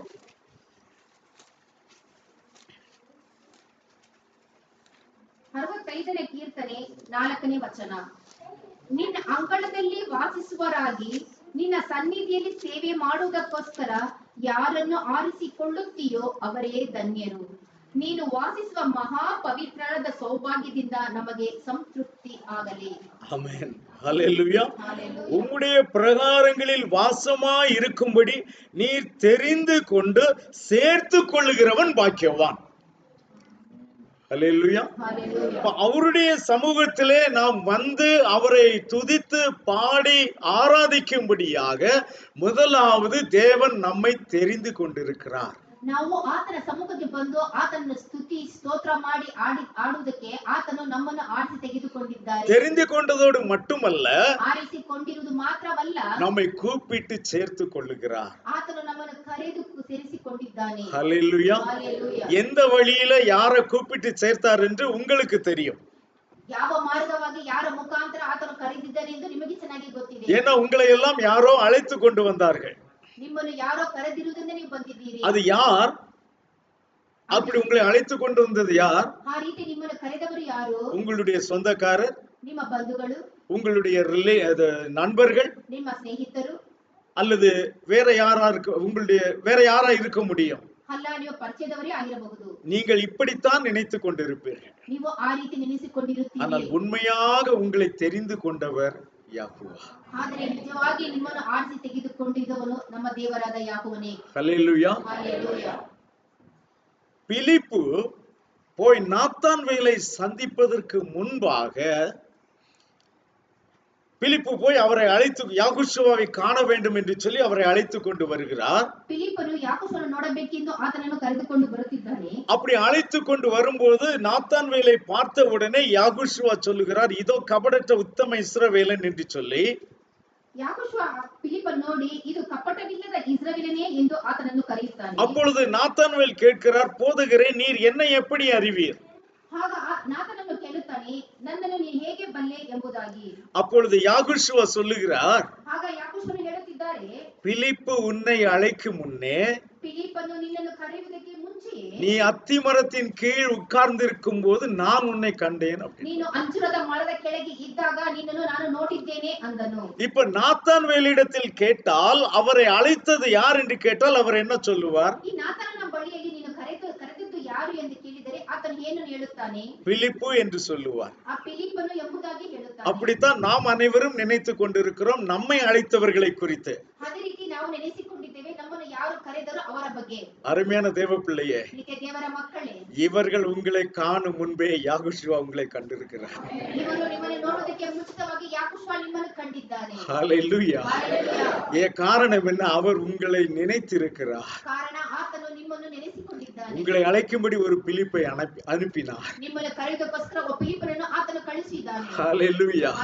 தேவனுடைய திட்டங்கள், நம்மை குறித்துள்ள திட்டங்கள், தீர்மானங்கள் மிகவும் பெரியது பிரியமானது. ದೇವರು ನಮ್ಮ ಬಗ್ಗೆ ಮಾಡುವ ಯೋಚನೆಗಳು ತುಂಬಾ ಬಹಳ ದೊಡ್ಡದಾಗಿರುತ್ತದೆ ಪ್ರಿಯ. இன்றைக்கு அவருடைய சமூகத்திலே நாம் வந்து உட்கார்ந்து கொண்டிருக்கிறோம் என்றால் ஏதோ நாம் தேவனுக்கு தயவு செய்தோம் என்ற எண்ணத்தில் நீங்கள் உட்கார்ந்திருந்தால் அது தவறு. ಇದ್ರೆ ನಾವು ಆತ ಸಮ್ಮುಖಕ್ಕೆ ಬಂದು ಕುಳಿತುಕೊಂಡು ಆತನಿಗೆ ಏನೋ ಪ್ರಯೋಜನಕರವಾಗಿದೆ ಎಂದು ತಿಳಿದುಕೊಂಡಿದ್ದರೆ ತುಂಬಾ ದೊಡ್ಡ ತಪ್ಪಾಗಿರುತ್ತದೆ. நீங்கள் அழைத்து கொண்டு வரப்பட்டிருக்கிறீர்கள். ನೀವು ಕರೆಸಿಕೊಂಡು ಬಂದಿದ್ದೀರಿ. உங்களை அழைப்பதற்கு முன்பாக தேவன் உங்களை தெரிந்து கொண்டிருக்கிறார். ನಿಮ್ಮನ್ನು ಕರೆಯುವುದಕ್ಕೆ ಮುಂಚಿತವಾಗಿ ದೇವರು ನಿಮ್ಮನ್ನು ಆರಿಸಿ ತೆಗೆದುಕೊಂಡಿದ್ದಾನೆ. ஹல்லேலூயா. ஹalleluya. எப்ப தெரிந்து கொண்டார்? ಆತನು ಯಾವಾಗ ನಿಮ್ಮನ್ನು ತಿಳಿದುಕೊಂಡನು? தாயின் கருவில் தோன்றும் முன்னே தெரிந்து கொண்டீரே, தாயை போல ஆற்றி தேற்றி அரவணைத்தீரே. தாயின் கருவில் தோன்றும் முன்னே தெரிந்து கொண்டீரே, தாயை போல ஆற்றி தேற்றி அரவணைத்தீரே. உங்க அன்பு பெரியது, உங்க இரக்கம் பெரியது, உங்க தயவு பெரியது, உங்க தயவு பெரியது, உங்க அன்பு பெரியது, உங்க இரக்கம் பெரியது, உங்க கிருபை பெரியது, உங்க தயவு பெரியது. ஆமென். அல்லேலூயா. அவருடைய அன்பு பெரியது பிரியமானவர்கள். ಆತನ ಪ್ರೀತಿ ಬಹಳ ದೊಡ್ಡವಾದದ್ದು ಪ್ರಿಯರೇ. நீங்கள் யாருமே ஒரு விபத்தினாலே அல்லது ஒரு காரணத்தினாலே இங்கே அமர்ந்திருக்கவில்லை. ಯಾರೋ ಒಂದು ವಿಪತ್ತಿನಿಂದ ಆಗಲಿ ಯಾವುದೋ ಒಂದು ಕಾರ್ಯ ಸಂಭವವಾಗಿ ಇಲ್ಲಿ ಬಂದು ನೀವು ಕುಳಿತಿಲ್ಲ. நம் ஒவ்வொருத்தரையும் தேவன் தெரிந்து கொண்டு அவருடைய தீர்மானத்தின்படி அழைத்து கொண்டு வந்திருக்கிறார். விசுவாசிக்கிறீங்களா? ஹalleluya. அவருடைய தீர்மானம் இல்லாமல் அவருடைய சமூகத்தில் யாரும் வர முடியாது. ಆತನ ತೀರ್ಮಾನವಿಲ್ಲದೆ ಆತ ಸಮ್ಮುಖಕ್ಕೆ ಯಾರು ಬರಲು ಸಾಧ್ಯವೇ ಇಲ್ಲ. அவருடைய அன்பு அவ்வளவு பெரியது. ಆತನ ಪ್ರೀತಿ ಬಹಳ ದೊಡ್ಡದಾಗಿದೆ. அவருடைய கண்களிலே உங்களுக்கு தயவு கிடைத்திருக்கிறது. ಆತನ ಕಣ್ಣುಗಳಲ್ಲಿ ನಿಮಗೆ ಕರುಣೆ ಸಿಕ್ಕಿದೆ. அப்படியானால் ஒரு காரியத்தை நீங்கள் மறக்க கூடாது. ಹಾಗಿದ್ದ ಮೇಲೆ ಒಂದು ಕಾರ್ಯವನ್ನು ಎಂದಿಗೂ ಮರೆಯಬಾರದು. இந்த உலகத்தில் யார் உங்களை பற்றி நினைத்தாலும் நினைக்காவிட்டாலும், ಈ ಲೋಕದಲ್ಲಿ ಯಾರು ನಿಮ್ಮನ್ನು ನೆನೆಸಿಕೊಂಡರೂ ನೆನೆಸದೆ ಹೋದರು, யார் உங்களை பார்த்தாலும் பார்க்காவிட்டாலும், ಯಾರು ನಿಮ್ಮನ್ನು ನೋಡಿದರೂ ನೋಡದೆ ಹೋದರು, நீங்கள் அவரை நினைக்காமல் இருக்கும் பொழுது கூட ನೀವು ಆತನ ಬಗ್ಗೆ ಯೋಚಿಸದೆ ಇದ್ದಾಗಲೂ ಕೂಡ அவர் உங்களை பற்றி நினைத்துக் கொண்டிருக்கிறார். ಆತನು ನಿಮ್ಮ ಬಗ್ಗೆ ನೆನೆಸಿಕೊಂಡಿರುತ್ತಾನೆ. அவர் உங்களை கவனித்துக் கொண்டிருக்கிறார். ಆತನು ನಿಮ್ಮನ್ನು ಯಾವಾಗಲೂ ಗಮನಿಸುತ್ತಲೇ உங்களுடைய ಇರುತ್ತಾನೆ. போக்கையும் வரத்தையும் அவர் கவனித்துக் கொண்டிருக்கிறார். ನೀವು ಹೋಗುವಾಗಲೂ ಬರುವಾಗಲೂ ಆತನು ಗಮನಿಸುತ್ತಲೇ ಇರುತ್ತಾನೆ. ஆகையினால தான் சீஷர்களிடத்தில் யாகுஷுவா சொன்னார், ಆದ್ದರಿಂದ ಶಿಷ್ಯರ ಬಳಿಯಲ್ಲಿ ಯಾಕೋಬನು ಹೇಳುತ್ತಿದ್ದಾರೆ, நீங்கள் என்னை தெரிந்து கொள்ளவில்லை, ನೀವು ನನ್ನನ್ನು ಆರಿಸಿ ತೆಗೆದುಕೊಳ್ಳಲಿಲ್ಲ, நான் உங்களை தெரிந்து கொண்டேன். ನಾನು ನಿಮ್ಮನ್ನು ಆರಿಸಿ ತೆಗೆದುಕೊಂಡಿದ್ದೇನೆ. என்னிடத்தில் வருகிற ஒருவனையும் நான் புறம்பே தள்ளுவதில்லை. ನನ್ನ ಬಳಿಯಲ್ಲಿ ಬರುವ ಯಾರಾದರೂ ನಾನು ತಳ್ಳಿ ಬಿಡುವುದೇ ಇಲ್ಲ. உன்னுடைய எந்த டிகிரியும் அவர் கவனிப்பதில்லை. ನಿನ್ನ ಯಾವ ಪದವಿಯೂ ಆತನ ಗಮನಿಸುವುದಿಲ್ಲ. அவர் என்னிடத்தில் நீ யாரா இருந்தாலும் சரி, நீ என்னிடத்தில் வந்தால் நான் உன்னை புறம்பே தள்ள மாட்டேன். ನೀನು ಯಾರಾಗಿದ್ದರೂ ಸರಿ, ನನ್ನ ಬಳಿಯಲ್ಲಿ ಬಂದರೆ ನಾನು ನಿನ್ನೆಂದಿಗೂ ತಳ್ಳುವುದೇ ಇಲ್ಲ. ஆகவே அவருடைய சமூகத்திலே அவரை பிரியமான ஒரு ஆராதனை செய்யும்படிக்கு தேவன் உங்களை முதலாவது தெரிந்து கொண்டு பின்பு தம்மிடத்திலே அவர் சேர்த்து கொண்டிருக்கிறார்.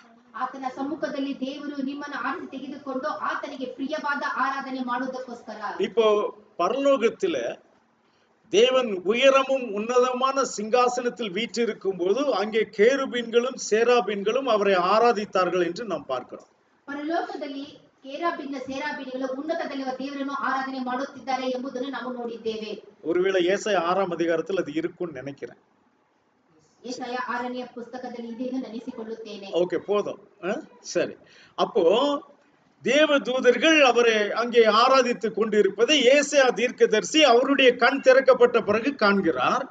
ಅಲ್ಲಿ ದೇವದೂತರು ಆತನನ್ನು ಆರಾಧನೆ ಮಾಡುತ್ತಿರುವುದನ್ನು ಯೆಶಾಯ ಪ್ರವಾದಿಯ ಕಣ್ಣುಗಳು ತೆರೆದಾಗ ಆತನ ಅದನ್ನು ನೋಡುತ್ತಾನೆ. இப்போ அங்கே எல்லா தேவதூதர்களும் தேவனை ஆராதித்தார்களா என்று கேட்டால் ಎಲ್ಲಾ ದೇವದೂತರು ಅಲ್ಲಿ ದೇವರನ್ನು ಆರಾಧನೆ ಮಾಡಿದರಾ ಎಂದು ಕೇಳಿದರೆ இல்லை. ಇಲ್ಲ. ஏன்னா விழுந்து போன தூதர்கள் நிறைய பேர் இருக்கிறாங்க. ಕೆಳಗೆ ದಬ್ಬಲ್ಪಟ್ಟ ದೂತರು ಅನೇಕರಿದ್ದಾರೆ. அதுல பிரதான தூதன் லூசிபர் என்று நமக்கு தெரியும். ಆದರೆ ಪ್ರಧಾನ ದೂತನಾಗಿರುವವನು ಲೂಸಿಫರ್. அவன் ஒரு காலத்தில் தேவனை ஆராதித்துக் கொண்டிருந்தவன். ಆದರೆ ಒಂದು ಕಾಲದಲ್ಲಿ ಅವನು ದೇವರನ್ನು ಆರಾಧನೆ ಮಾಡುತ್ತಿದ್ದವನು. அப்ப நாட்கள் கடந்து செல்லும் பொழுது ದಿನ ಕಳೆದ ಮೇಲೆ யாருக்கு தேவனை நிரந்தரமாக ஆராதிக்கிற கிருபை கிடைத்தது, ಯಾರಿಗೆ ಆತನನ್ನು ನಿರಂತರವಾಗಿ ಆರಾಧನೆ ಮಾಡುವ ಕರುಣೆ ಸಿಕ್ಕಿತು, யாரு தேவனுடைய வார்த்தைக்கு பயந்து அவருடைய கட்டளைகளுக்கு கீழ்ப்படிந்தார்களோ அவர்களுக்குத்தான் அந்த கிருபை கிடைத்தது. ಯಾರು ದೇವರಿಗೆ ಭಯಪಟ್ಟು ಆತನ ಆಜ್ಞೆಗಳನ್ನು ಕೈಗೊಂಡು ನಡೆಯುತ್ತಾರೋ ಅವರಿಗೆ ಆ ಕೃಪೆ ಕೊಡಲ್ಪಟ್ಟಿತು. யார் அதற்கு கீழ்ப்படவில்லையோ ಯಾರು ಆ ವಾಕ್ಯಗಳಿಗೆ ಅವಿಧೇಯರಾಗಲಿಲ್ಲವೋ அவர்கள் கீழே தள்ளப்பட்டார்கள். ಯಾರು ವಿಧೇಯರಾಗಲಿಲ್ಲವೋ ಅವರು ಕೆಳಗೆ விருப்பம் இல்லாதவர்களுடைய ஆராதனை அவருக்கு தேவையில்லை. ಪ್ರಿಯವಿಲ್ಲದವರ ಆರಾಧನೆ ಆತನಿಗೆ ಬೇಕಾಗಿಲ್ಲ. தேவனுக்கு பிரியமான ஆராதனை செய்யும்படிக்குத்தான் நாம் அழைக்கப்பட்டிருக்கிறோம். ದೇವರಿಗೆ ಪ್ರಿಯವಾದ ಆರಾಧನೆ ಮಾಡುವುದಕ್ಕೋಸ್ಕರವೇ ನಾವು ಕರೆಯಲ್ಪಟ್ಟಿದ್ದೇವೆ. அப்ப தேவனுக்கு பிரியமான ஒரு ஆராதனை செய்ய வேண்டுமானால் அது அவருடைய வார்த்தையின்படி செய்தால் மட்டும்தான் அவர் அதை ஏற்றுக்கொள்ளுவார். ದೇವರಿಗೆ ಪ್ರಿಯವಾದ ಆರಾಧನೆ ಮಾಡಬೇಕೆಂದರೆ ಆ ವಾಕ್ಯದ ಪ್ರಕಾರ ಆರಾಧನೆ ಮಾಡುವುದಕ್ಕೋಸ್ಕರನೇ ಆತನ ಅಚ್ಚುಮೆಚ್ಚು ಪ್ರಿಯವಾದ ಆರಾಧನೆಯಾಗಿರುತ್ತದೆ. வீணான ஆராதனை அவர் ஏற்றுக்கொள்ளப் போவதில்லை. ವ್ಯರ್ಥವಾದ ಆರಾಧನೆ ಆತನು ಎಂದಿಗೂ ಸ್ವೀಕರಿಸುವುದಿಲ್ಲ. நீங்கள் அறியாமல் ஆராதித்தால் ஒருவேளை அவர் உங்களுக்கு அறிவிப்பார். ತಿಳಿಯದೆ ಆರಾಧನೆ ಮಾಡಿದರೆ ಒಂದು ವೇಳೆ ಆತನು ನಿಮಗೆ ಅದು ತಿಳಿಯಪಡಿಸುತ್ತಾನೆ. அதே போல அறிந்து கொள்ளாததை அறிவித்து நீங்கள் ஆராதித்துக் கொண்டிருந்தாலும் ஒருவேளை யாகுஷுவா மாதிரி வந்து அவர்களை திருத்துவார். ತಿಳಿಯದೆ ಆರಾಧನೆ ಮಾಡುತ್ತಿದ್ದರು ಯಾಕೋಷ ಬಂದು ಅದನ್ನು ನಿಮಗೆ ತಿಳಿಯಪಡಿಸುತ್ತಾನೆ. ஆனால் அவருக்கு பிரியமில்லாத ஒரு ஆராதனை செய்தால் அதை அவர் அங்கீகரிப்பாரா? ಆತನಿಗೆ ಪ್ರಿಯವಿಲ್ಲದ ಆರಾಧನೆ ಮಾಡಿದರೆ ಆತನು ಎಂದಿಗೂ ಅದನ್ನು ಅಂಗೀಕರಿಸುವುದಿಲ್ಲ. அப்ப அவருக்கு பிரியமில்லாத ஒரு ஆராதனை என்றால் அது எப்படிப்பட்ட ஆராதனையா இருக்கும்? ಆತನಿಗೆ ಪ್ರಿಯವಲ್ಲದ ಆರಾಧನೆ ಅಂದ್ರೆ ಅದು ಯಾವ ರೀತಿ ಆರಾಧನೆಯಾಗಿರುತ್ತದೆ? ஆவி இல்லாமல் உண்மை இல்லாமல் ஆராதிக்கிற ஒரு ஆராதனை அவருக்கு பிரியமில்லாத ஒரு ஆராதனை. ಉತ್ತಮವಾಗಿ ಸತ್ಯದ ಪ್ರಕಾರ ಆರಾಧನೆ ಮಾಡದೆ ಇರುವುದು ಆತನಿಗೆ ಪ್ರಿಯವಿಲ್ಲದ ಆರಾಧನೆಯಾಗಿರುತ್ತದೆ. அப்ப ஆவி என்றால் நாம் தெரிந்து கொண்டோம், நாம் முழு இருதயத்தோடு அவரை ஆராதிப்பதுதான் ஆவியில் ஆராதிப்பது. ಪೂರ್ಣ ಮನಸ್ಸಿಂದ ಆರಾಧನೆ ಮಾಡುವುದನ್ನು ನಾವು ತಿಳಿದುಕೊಂಡಿದ್ದೇವೆ. உண்மையோடு ஆராதிப்பது என்றால் ಸತ್ಯದ ಪ್ರಕಾರ ಆರಾಧನೆ ಮಾಡುವುದು ಎಂದರೆ அவருடைய வார்த்தையின்படியே ஆராதிப்பது. ಆತನ ವಾಕ್ಯದ ಪ್ರಕಾರ ಆರಾಧನೆ ಮಾಡುವುದು. நம்முடைய விருப்பத்தின்படி ஆராதிப்பது அல்ல. ನಾವು ಮನಸ್ಸಿಗೆ ಬಂದಂತೆ ಆರಾಧನೆ ಮಾಡುವುದು ಅಲ್ಲ. எனக்கு சரி என்று தோன்றின பிரகாரமாக ஆராதிக்கிற ஆராதனை அல்ல. ನನಗೆ ಸರಿ ತೋಚುವ ಪ್ರಕಾರ ಆರಾಧನೆ ಮಾಡುವುದು ಆರಾಧನೆ ಅಲ್ಲ.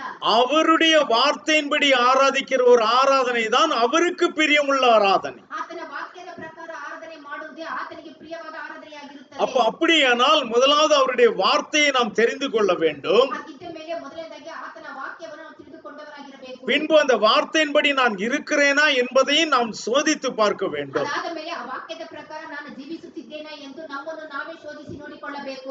கடந்த வாரம் இந்த காரியத்தை குறித்து நாம் கவனித்தோம். ಕಳೆದ ವಾರ ನಾವು ಇದರ ಬಗ್ಗೆ ನಾವು ಧ್ಯಾನ ಮಾಡಿದ್ದೇವೆ. நாம் உண்மையோடு ஆராதிக்கிறோம் என்றால் வசனத்தின்படி ஆராதிக்கிறோம் என்ற பெருமை நமக்கு இருக்கிறது. ಸತ್ಯದ ಪ್ರಕಾರ ಆರಾಧನೆ ಮಾಡುತ್ತೇವೆ ಎಂದರೆ ಸತ್ಯದ ವಾಕ್ಯದ ಪ್ರಕಾರ ಆರಾಧನೆ ಮಾಡುತ್ತೇವೆ ಎಂದು ನಮಗೆ ಹೆಮ್ಮೆ ಇರಬಹುದು.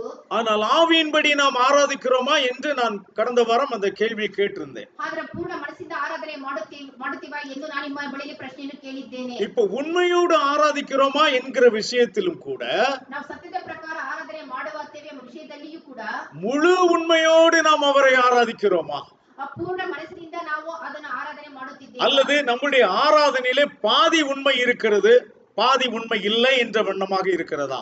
ನಮ್ಮ ಆರಾಧನೆಯಲ್ಲಿ ಅರ್ಧ ಸತ್ಯದ ಪ್ರಕಾರವಿದೆ ಅರ್ಧ ಸತ್ಯದ ಪ್ರಕಾರ ಇಲ್ಲ ಎಂಬುದಾಗಿ ನಾವು ಆರಾಧನೆ ಮಾಡುತ್ತಿದ್ದೇವಾ? இவைகளில் நாம் எச்சரிக்கையாய் இருக்க வேண்டும். ಇವುಗಳಲ್ಲಿ ನಾವು ಎಚ್ಚರಿಕೆಯಿಂದ ಇರಬೇಕು. காரணம் நம்முடைய ஆராதனை எப்பொழுதும் தேவனுக்கு பிரியமாய் இருக்க வேண்டும். ಕಾರಣ ನಮ್ಮ ಆರಾಧನೆ ಯಾವಾಗಲೂ ದೇವರಿಗೆ ಪ್ರಿಯವಾದ ಆರಾಧನೆಯಾಗಿರಬೇಕು. இந்த சிந்தை எப்பொழுதுமே மனதில் இருக்க வேண்டும். ಯೋಚನೆ ಯಾವಾಗಲೂ ಮನಸ್ಸಿನಲ್ಲಿ ಇರಬೇಕು. அப்ப இங்கே வந்துவிட்டு ஐயா உமக்கு பிரியமான ஆராதனை செய்ய எனக்கு கிருபை தாரும் என்று ஜெபிக்கலாம், தப்பில்லை. ಇಲ್ಲಿ ಬಂದು ಅಯ್ಯ ನಾನು ನಿಮಗೆ ಪ್ರಿಯವಾದ ಆರಾಧನೆ ಮಾಡಬೇಕು ಕರುಣಿಸು ಎಂದು ಪ್ರಾರ್ಥನೆ ಮಾಡುವುದು ತಪ್ಪಲ್ಲ. ஆனால் ஒரு வாரம் முழுவதும் அவருக்கு பிரியமானவர்களாய் இருந்து கொண்டு இங்கே வந்து அப்படி ஆராதித்தால் அந்த ஆராதனை அங்கீகரிக்கப்படும். ಆ ವಾರ ಪೂರ್ತಿ ಆ ದೇವರಿಗೆ ಪ್ರಿಯವಾಗಿ ನಡೆದುಕೊಂಡು ಬಂದು ಆತನಿಗೆ ಈ ದಿನದಲ್ಲಿ ಆರಾಧನೆ ಮಾಡಿದರೆ ಅದನ್ನು ಆತ ಇಷ್ಟಪಡುತ್ತಾನೆ. இப்ப நம்மில் அநேகர் அந்த விஷயத்திலே குறைவுபட்டவர்களாய் இருக்கிறோம். ನಮ್ಮಲ್ಲಿ ಅನೇಕರ ವಿಷಯದಲ್ಲಿ ಕೊರತೆ ಉಳ್ಳವರಾಗಿದ್ದೇವೆ. வாரம் முழுவதும் நமக்கு எப்படி பிரியமாய் இருக்கிறதோ அப்படி நாம் நடந்து கொள்ளுகிறோம். ಈ ವಾರ ಪೂರ್ತಿ ನಮಗೆ ಯಾವ ರೀತಿ ಇಷ್ಟಪಡುತ್ತದೋ ಆ ರೀತಿ ನಾವು ನಡೆದುಕೊಳ್ಳುತ್ತೇವೆ. ஆராதனை நேரத்தில் மட்டும் இங்கே வந்து நான் உமக்கு பிரியமான ஆராதனை செய்யணும் அப்படின்னு சொல்லி நாம் இங்கே ஜெபித்துக் கொண்டிருக்கிறோம். ಆರಾಧನೆ ಸಮಯದಲ್ಲಿ ಬಂದು ಮಾತ್ರ ನಾನು ನಿನಗೆ ಪ್ರಿಯವಾದ ಆರಾಧನೆ ಮಾಡಬೇಕು ಎಂದು ನಾವು ಪ್ರಾರ್ಥಿಸಿಕೊಳ್ಳುತ್ತಿದ್ದೇವೆ. இந்த ஜெபத்திற்கு பதில் கிடைக்கும் என்று நீங்கள் நம்புகிறீர்களா? ಈ ಪ್ರಾರ್ಥನೆಗೆ ಉತ್ತರ ಸಿಗುತ್ತದೆ ಎಂದು ನೀವು ನಂಬುತ್ತೀರಾ? அவர் சொல்லுவார், என்னை விட்டு அகன்று போங்கள் மாய்மாலக்காரரே என்று சொல்லுவார். ನನ್ನನ್ನು ಬಿಟ್ಟು ಅಗಲಿ ಹೋಗ್ರಿ ಅಧರ್ಮ ಸ್ವರೂಪನೇ ಎಂದು ಹೇಳುತ್ತಾನೆ. யோனா தீர்க்கதரிசியின் புஸ்தகம் 2ஆம் அதிகாரம் 9ஆம் வசனத்தை வாசித்து பாருங்கள். Jonas chapter 2 verse 9. அது தமிழ் பைபிள்ல மட்டும் கொஞ்சம் விசேஷமா எழுதி இருக்கிறது. கன்னடத்திலும் இங்கிலீஷ்லயும் அவ்வளவு நல்லா இல்ல.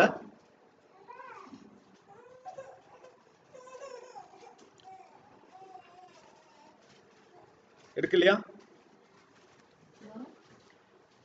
Jonas chapter 2 9. ಯೋಹನನ ಪುಸ್ತಕ 2ನೇ ಅಧ್ಯಾಯ 9ನೇ ವಚನ. ನಾನಾದರೂ ಸ್ತೋತ್ರ ಧ್ವನಿಯಿಂದ ನಿನಗೆ ಯಜ್ಞವನ್ನು ಅರ್ಪಿಸುವೆನು, ಮಾಡಿಕೊಂಡ ಅರಕೆಯನ್ನು ಸಲ್ಲಿಸುವೆನು, ರಕ್ಷಣೆಯು ಯಾಕೋಬನಿಂದಲೇ ಉಂಟಾಗುವುದು. ஹல்லேலூயா. ஜெயக்குமார் பிரதர் வாசிங்க. எடுக்கல. நானோவெனில் துதியின் சத்தத்தோடு உமக்கு பலியிடுவேன், நான் பண்ணின பொருத்தனையை செலுத்துவேன். சாரி, 8ஆம் வசனம் வாசிங்க. பொய்யான மாயையை பற்றி கொள்ளுகிறவர்கள் தங்களுக்கு வரும் கிருபையை போக்கடிக்கிறார்கள். ಸುಳ್ಳು ವಿಗ್ರಹಗಳನ್ನು ಅವಲಂಬಿಸಿದವರು ತಮ್ಮ ಕರುಣಾನಿಧಿಯನ್ನು ತೊರೆದು ಬಿಡುವರು. ஹல்லேலூயா. நான் வாசிக்கிற அர்த்தத்துல வருதாங்க? Read in English. Those who regard worthless idols forsake their own mercy. Forsake their own mercy. தங்களுக்கு வரும் கிருபையை போக்கடிக்கிறார்கள். ತಮಗೆ ಬರುವ ಕರುಣಾನಿಧಿಯನ್ನು ತೊರೆದು ಬಿಡುವರು. அப்ப யார் இந்த ஜனங்கள்? போக்கடிக்கிறவர்கள் யார்? ತೊರೆದು ಬಿಡುವಂತವರು ಯಾರು? பொய்யான மாயையை பற்றி கொள்ளுகிறவர்கள். ಸುಳ್ಳು ವಿಗ್ರಹಗಳನ್ನು ಅವಲಂಬಿಸುವವರು. சோ நம்ம கன்னடத்திலேயும் இங்கிலீஷ்லயும் வந்து ஐடல்ஸ் அல்லது விக்கிரகம் என்ற அர்த்தத்தில் இது சொல்லப்பட்டிருக்கிறது. ஆனால் தமிழில் மாயை என்று சொல்லப்பட்டிருக்கிறது. விக்கிரகங்கள் எல்லாமே மாயை தான். விக்கிரகங்கள் ಎಲ್ಲವೂ ಮಾಯೆ. அப்போ மாயை என்று சொல்லும் பொழுது வெறும் அந்த கைகளால் செய்யப்பட்ட விக்கிரகத்தை மட்டும் அது சொல்லவில்லை. ಆ ಮಾಯೆ ಎಂದು ಹೇಳುವಾಗ ಕೈಗಳಿಂದ ಕೆತ್ತಲ್ಪಟ್ಟಂತ ವಿಗ್ರಹಗಳ ಬಗ್ಗೆ ಮಾತ್ರ ಅಲ್ಲಿ ಹೇಳಲಿಲ್ಲ. நாம் இந்த ஒரு வாரம் முழுவதுமே எப்படிப்பட்டவர்களாய் இருந்தோம்? ಈ ವಾರ ಪೂರ್ತಿ ನಾವು ಎಂತವರಾಗಿದ್ದೆವು? எந்தெந்த இடங்களில் எல்லாம் நான் விக்கிரகத்தை ஆராதித்தோம், ಯಾವ ಯಾವ ಸ್ಥಳದಲ್ಲಿ ನಾವು ವಿಗ್ರಹವನ್ನು ಆರಾಧನೆ ಮಾಡಿದ್ದೆವು என்பதை நாம் அறிந்திருந்தோமானால் ಅದನ್ನು ನಾವು ತಿಳಿದುಕೊಂಡವರಾದರೆ அப்ப இன்றைக்கு இங்கே வந்து விட்டு எனக்கு கிருபை தாரும் என்று நாம் சொல்ல முடியாது. ಇಲ್ಲಿ ಬಂದು ನನಗೆ ಕೃಪೆಯನ್ನು ಕೊಡು ಎಂದು ಕೇಳಲು ಆಗುವುದಿಲ್ಲ. காரணம் என்ன? ಕಾರಣವೇನು? நீங்கள் பொய்யான காரியங்களை பற்றி கொண்டபடியினாலே ನೀವು ಸುಳ್ಳು ವಿಗ್ರಹಗಳನ್ನು ಅವಲಂಬಿಸಿಕೊಂಡಿದ್ದರಿಂದ உங்களுக்கு வந்த கிருபையை நீங்கள் போக்கடித்து விட்டீர்கள். ನಿಮಗೆ ಬಂದಂತ ಕರುಣೆಯನ್ನು ನೀವು ತೊರೆದು ಬಿಟ್ಟಿದ್ದೀರಿ. ஆரம்பத்துல நாம் என்ன வாசித்தோம்? ಆರಂಭದಲ್ಲಿ ನಾವು ಏನನ್ನು ಓದಿದ್ದೆವು? கிருபையை பற்றி கொள்ள வேண்டும் என்று வாசித்தோம். ಕೃಪೆಯನ್ನು ನಾವು ಹೊಂದಿದವರಾಗಿರಬೇಕು ಎಂದು ಓದಿದ್ದೇವೆ. ஹல்லேலூயா. ಹಲ್ಲೆಲೂಯಾ. ஆனால் இங்கே என்ன பார்க்கிறோம்? ಆದರೆ ಇಲ್ಲಿ ಏನನ್ನು ನೋಡುತ್ತೇವೆ? தங்களுக்கு வரும் கிருபையை போக்கடிக்கிறார்கள் என்று பார்த்தோம். ತಮಗೆ ಸಿಗುವಂತ ಕರುಣೆಯನ್ನು ಅವರು ತೊರೆದು ಬಿಡುತ್ತಾರೆ ಎಂಬುದಾಗಿ. இப்ப நம்முடைய ஒரிஜினல் ரூபத்தை பார்க்கணுமானா ನಮ್ಮ ನಿಜವಾದ ರೂಪವನ್ನು ನೋಡಬೇಕಾದರೆ எவ்வளவு தூரம் நாம் வசனத்திற்கு கீழ்ப்படுகிறோம் என்பதை பார்க்கணுமானா ಎಷ್ಟರ ಮಟ್ಟಿಗೆ ಸತ್ಯವಾಕ್ಯಕ್ಕೆ ವಿಧೇಯರಾಗಿದ್ದೇವೆ ಎಂದು ನೋಡಿದರೆ ஏதாவது ஒரு ஃபங்க்ஷன்ல உங்களை பார்க்கணும். ಯಾವುದಾದ್ರೂ ಸಮಾರಂಭದಲ್ಲಿ ನೋಡಬಹುದು. அந்த ஃபங்க்ஷன்ல உங்களை பார்க்கும்போது உங்களுடைய சுய ரூபம் தெரியும். ಆ ಸಮಾರಂಭದಲ್ಲಿ ನೋಡಿದಾಗ ನಿಮ್ಮ ನಿಜ ರೂಪ ಬಯಲಾಗುತ್ತದೆ. இங்க காணிக்கை போடுறதுக்கு 3 தடவை யோசிப்பீங்க. ಕಾಣಿಕೆ ಹಾಕುವುದಕ್ಕೆ 3 ಸಲ ಯೋಚನೆ ಮಾಡುತ್ತೀರಿ. ஆனா அங்க பியூட்டி பார்லர்ல போயிட்டு அவன் எவ்வளவு கேட்டாலும் கொடுப்பீங்க. ಅಲಂಕಾರ ಮಾಡೋದಕ್ಕೆ ಎಷ್ಟು ಕೇಳಿದ್ರು ನೀವು ಕೊಡುತ್ತೀರಿ. ஏன்? காரணம் என்ன? ಕಾರಣವೇನು? நீங்கள் அங்கே பொய்யான மாயையை பற்றி கொள்ளுகிறீர்கள். ನೀವು ಸುಳ್ಳಾದ ಮಾಯೆಗಳನ್ನು ನೀವು ಅಂಟಿಕೊಂಡಿದ್ದೀರಿ. இதை ஒருவேளை என் கண்ணிலிருந்து நீங்கள் தப்பிக்கொள்ளலாம். ಒಂದು ವೇಳೆ ನನ್ನ ಕಣ್ಣಿನಿಂದ ನೀವು ತಪ್ಪಿಸಿಕೊಳ್ಳಬಹುದು. ஆனால் நான் உங்களை பார்க்கிறவன் அல்லவே. ನಾನು ನಿಮ್ಮನ್ನು ನೋಡುವವನಲ್ಲ. உங்களை பார்க்கிறவர் யார்? ನಿಮ್ಮನ್ನು ನೋಡುವವರು ಯಾರು? தேவன் அல்லவா உங்களை பார்க்கிறவர். ದೇವರು ತಾನೇ ನಿಮ್ಮನ್ನು ನೋಡುವ ಆತನು. அப்ப நீங்கள் யாரை ஏமாற்றுகிறீர்கள்? ನೀವು ಯಾರನ್ನು ಮೋಸ ಮಾಡುತ್ತಿದ್ದೀರಿ? நீங்கள் தேவனை ஏமாற்றுகிறீர்கள். ನೀವು ದೇವರಿಗೆ ಮೋಸ ಮಾಡುತ್ತೀರಿ. இங்க வந்துட்டு உமக்கு பிரியமான ஆராதனை செய்யும்படி எனக்கு கிருபை தாருன்னு கேட்டா என்ன சொல்வாரு? ಇಲ್ಲಿ ಬಂದು ನಿನಗೆ ಪ್ರಿಯವಾದ ಆರಾಧನೆ ಮಾಡು ಅಂತ ಹೇಳಿದರೆ ಆತನು ಏನು ಮಾಡುತ್ತಾನೆ? உங்களுக்கு கிருபை கிடைக்குமா? ನಿಮಗೆ ಕೃಪೆ ಸಿಗುತ್ತದಾ? அவர் கொடுத்த கிருபைகளை நீங்கள் போக்கடித்து விட்டு வந்திருக்கிறீர்கள். ಆತನು ನಿಮಗೆ ಕೊಟ್ಟಂತ ಕೃಪೆಯನ್ನು ನೀವು ತೊರೆದು ಬಿಟ್ಟು ಬಂದಿದ್ದೀರಿ. நான் அங்க இருக்கிறதுனால அங்க டான்ஸ் கூத்தெல்லாம் இல்ல. ನಾನು ಅಲ್ಲಿ ಇರುವುದರಿಂದ ಅಲ್ಲಿ ನೃತ್ಯವೂ ಯಾವುದೂ ಇಲ್ಲ. நான் இல்லன்னா அதுவும் இருக்கும். ನಾನು ಅಲ್ಲಿ ಇಲ್ಲದಿದ್ದರೆ அதுவும் ಇರುತ್ತಿತ್ತು. சரி பாஸ்டர் சீக்கிரம் அட்லீஸ்ட் பிரசங்க எல்லாம் முடிச்சிட்டு போயிட்டாருன்னா நல்லா இருக்கும்னு நினைச்சவங்க நிறைய பேர் இருப்பீங்க.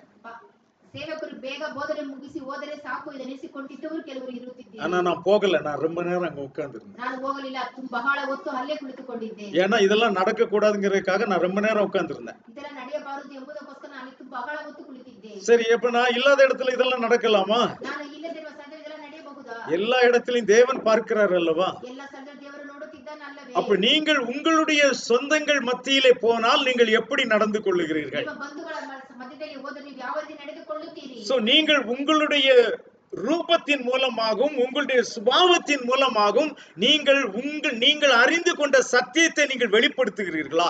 ನಿಮ್ಮ ರೂಪದ ಮುಖಾಂತರ, ನಿಮ್ಮ ಕ್ರಿಯೆಗಳ ಮುಖಾಂತರ ನೀವು ತಿಳಿದುಕೊಂಡ ಸತ್ಯವನ್ನು ನೀವು ಅಲ್ಲಿ ತೋರ್ಪಡಿಸುತ್ತೀರಾ?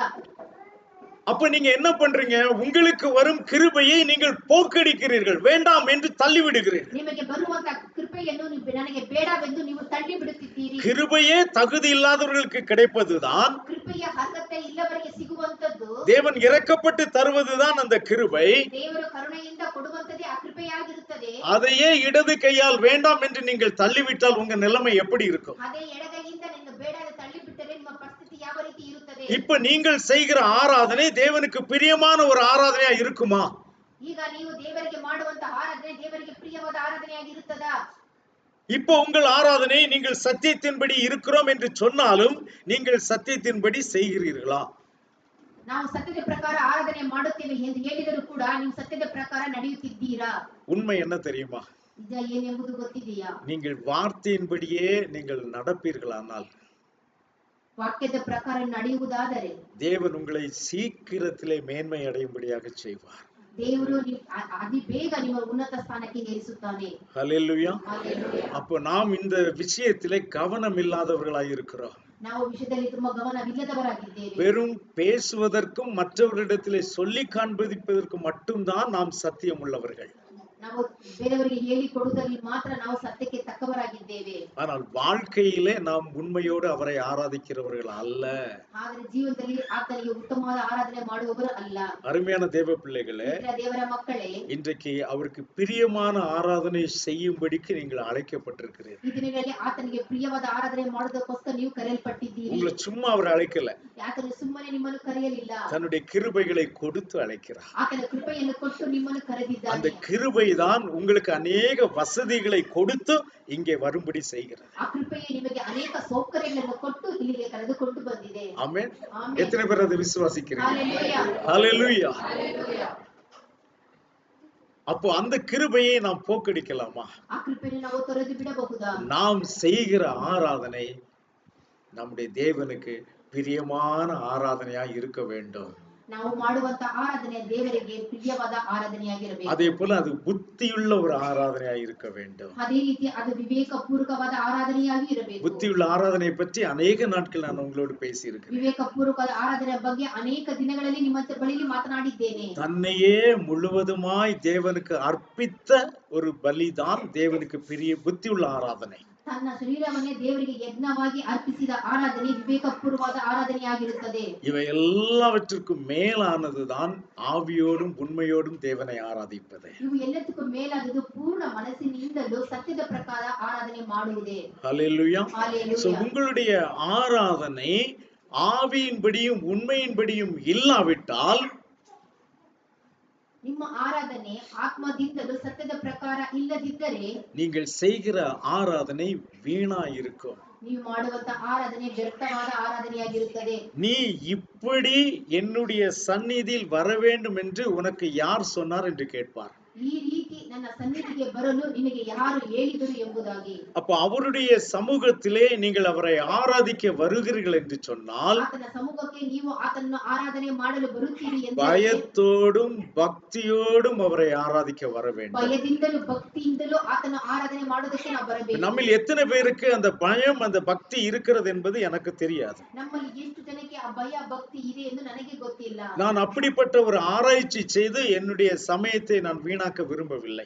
ಅಂತವರನ್ನು ನಾನು ಕಂಡು ಹಿಡಿದುಕೊಳ್ಳುವುದಕ್ಕೆ ನನ್ನ ಸಮಯವನ್ನು ವ್ಯರ್ಥ ಮಾಡುವುದಿಲ್ಲ. அதை பார்க்க வேறொருவர் இருக்கிறார். ಅದನ್ನು ನೋಡುವುದಕ್ಕೆ ಬೇರೊಬ್ಬರಿದ್ದಾರೆ. அவர்தான் நம்முடைய தேவன். ಆತನೇ ನಮ್ಮ ದೇವರು. நம்முடைய உள்ளிந்திரியங்களை ஆராய்ந்து பார்க்கிற தேவன். ನಮ್ಮ ಅಂತರಂಗಗಳನ್ನು ಶೋಧಿಸಿ ನೋಡುವಂತ ದೇವರು. ஒரு மனிதனுடைய கண்ணை நீங்கள் மறைத்து விடலாம். ಒಬ್ಬ ಮನುಷ್ಯರ ಕಣ್ಣನ್ನು ಮರೆಮಾಚಬಹುದು. ஆனால் அவருடைய கண்ணை நீங்கள் மறைக்க முடியாது. ಆದರೆ ಆತನ ಕಣ್ಣನ್ನು ಮರೆಮಾಚಲು ಸಾಧ್ಯವಿಲ್ಲ. அப்ப ஏன் நாம் அவருக்கு பிரியமான ஒரு ஆராதனை செய்ய வேண்டும்? ಏಕೆ ನಾವು ಆತನಿಗೆ ಒಂದು ಪ್ರಿಯವಾದ ಆರಾಧನೆ ಮಾಡಬೇಕು? அசைவில்லாத ராஜ்யத்தை பெற்றுக் கொள்ளும்படியாக. ಕದಲಿಸಲಾದ ರಾಜ್ಯವನ್ನು ಹೊಂದುವುದಕ್ಕೋಸ್ಕರ.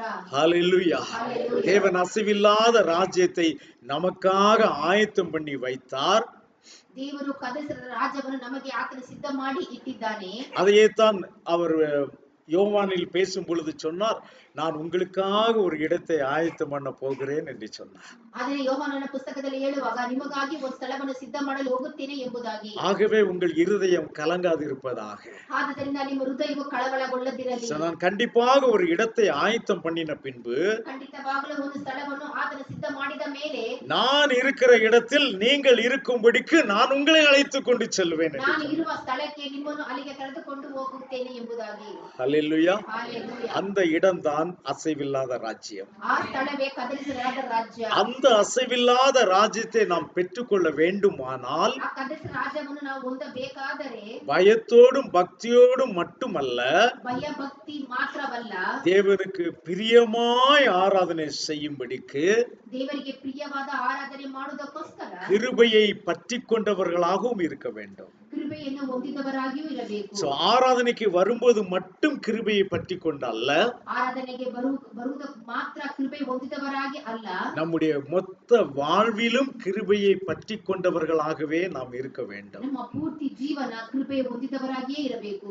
நமக்கு வேற என்ன மேன்மை உண்டு? ನಮಗೆ ಇನ್ನೇನು ಎಚ್ಚರ ಬೇಕಾಗಿದೆ? ஏன் நம்மை ஒரு மேன்மை உள்ளவர்களாக காண்பிக்க நாம் விரும்புகிறோம்? ಏಕೆ ನಮ್ಮನ್ನು ನಾವು ಎಚ್ಚರದಿಂದ ತೋರಿಸಲು ನಾವು ಇಷ್ಟಪಡುತ್ತೇವೆ? நீங்கள் நினைக்கிறீர்களா, நீங்கள் மேக்கப் போட்டு ரொம்ப சிறந்த ஒரு ட்ரெஸ் எல்லாம் போட்டு நீங்க அந்த இடத்துல வந்த உடனே அங்கே ஜனங்கள் உங்களை மேன்மையாக நினைப்பார்கள் என்று நினைக்கிறீர்களா? ನೀವು ನೆನೆಸಿಕೊಳ್ಳುತ್ತೀರಾ, ನಾನು ಅಲಂಕಾರವಾಗಿ ಒಳ್ಳೆ ಶೃಂಗಾರ ವಸ್ತ್ರ ಧರಿಸಿಕೊಂಡರೆ ಜನರು ನನ್ನ ಬಗ್ಗೆ ಹೆಮ್ಮೆ ಪಡುತ್ತಾರೆ ಎಂಬುದಾಗಿ? தேவன் உங்களை மேன்மைப்படுத்தினால் மட்டுமே நீங்கள் மேன்மை அடைய முடியும்.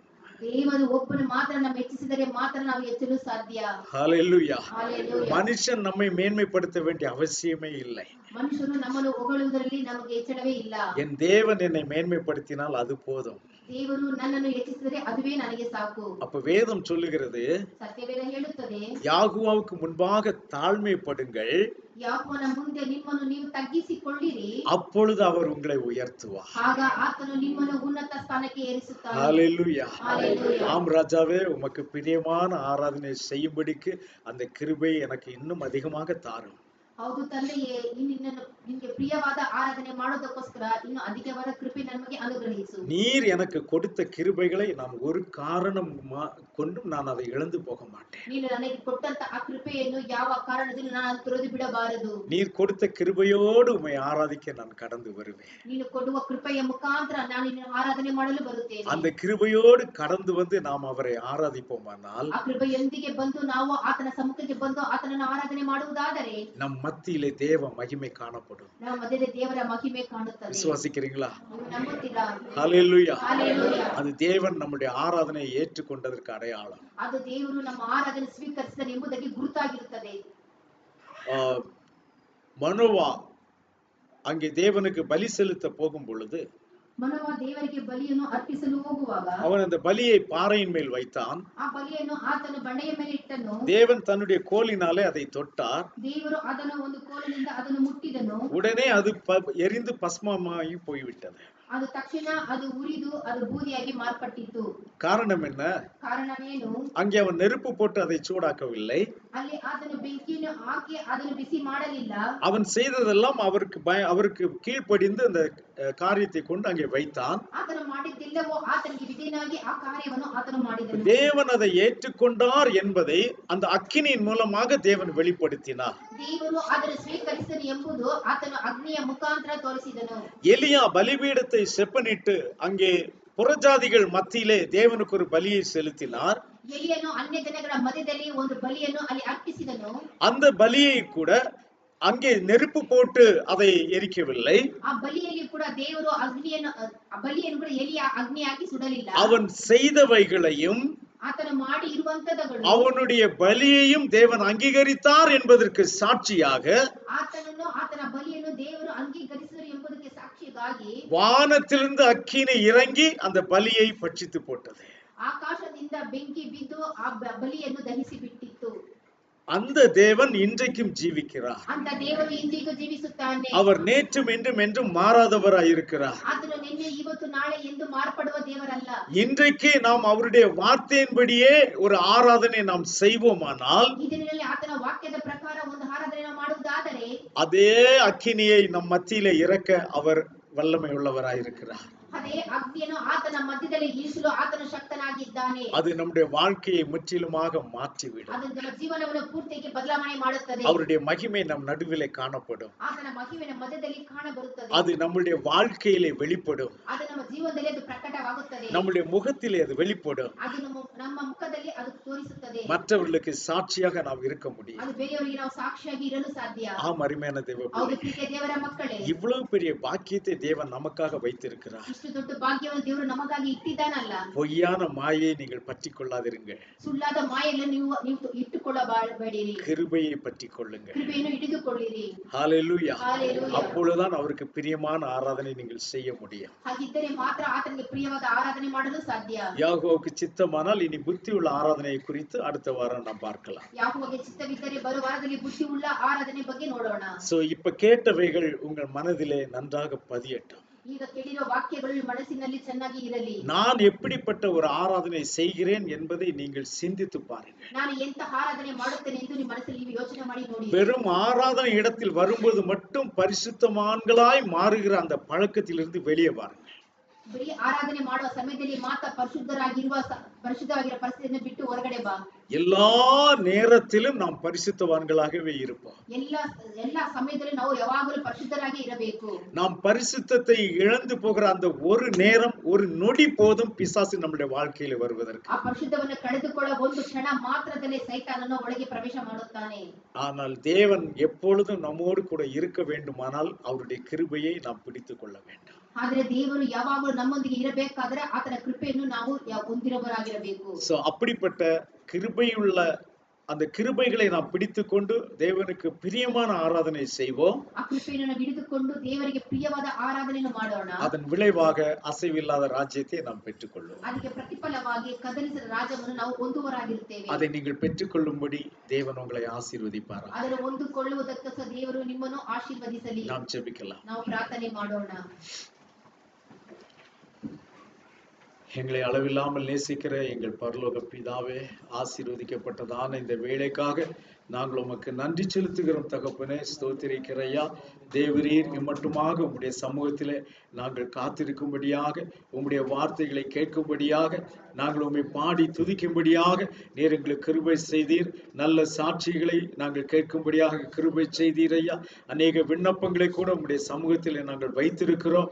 தேவரீர் எல்லாவற்றிற்கும் ஏற்ற வேளையில பதிலளிக்க நீர் வல்லவராய் இருக்கிறீர் அப்பா. நன்றியோடு கூட உம்மை துதிக்கிற ராஜா. உம்முடைய பிள்ளைகள் ஒவ்வொருவரையும் பேர் பேராய் தனித்தனியாய் ஆசீர்வதித்தருளும். தேவரீர் உம்முடைய கையின் கிரியைகள் எல்லாம் ஆசீர்வதிக்கப்படட்டும் ராஜாவே. ஸ்தோத்திரம்.